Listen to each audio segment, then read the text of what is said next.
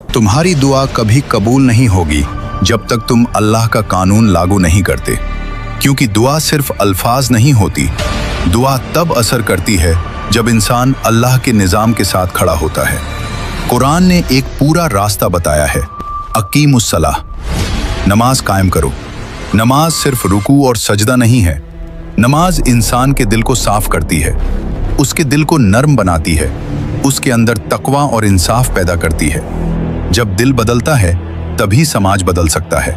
लेकिन कुरान यही नहीं रुकता, इसके बाद आता है आतूज़ ज़कात। ज़कात कायम करो। ज़कात सिर्फ कुछ पैसे देने का नाम नहीं है।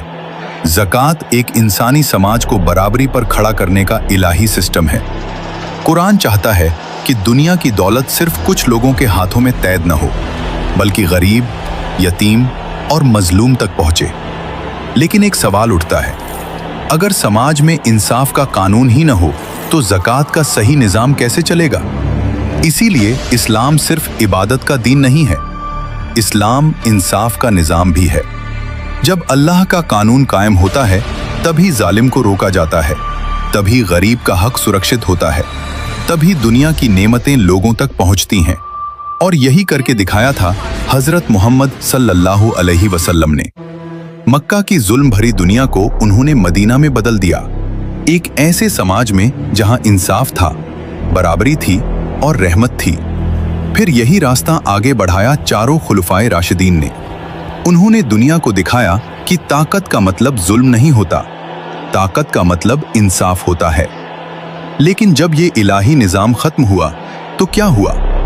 दौलत कुछ लोगों के हाथों में सिमटने लगी, जालिम ताकतवर होते गए और गरीब कमजोर। आज भी दुनिया में करोड़ों लोग ऐसे हैं जिनके पास एक वक्त की रोटी तक नहीं है।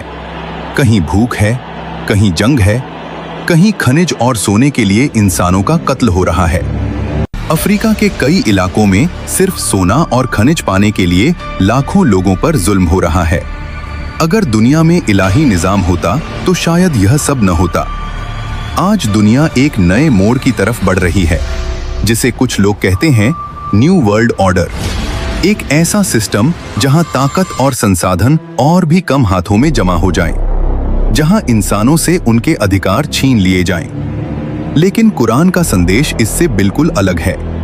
कुरान कहता है, नमाज से अपने दिल को साफ करो, ज़कात से समाज को साफ करो और इंसाफ से दुनिया को बचाओ।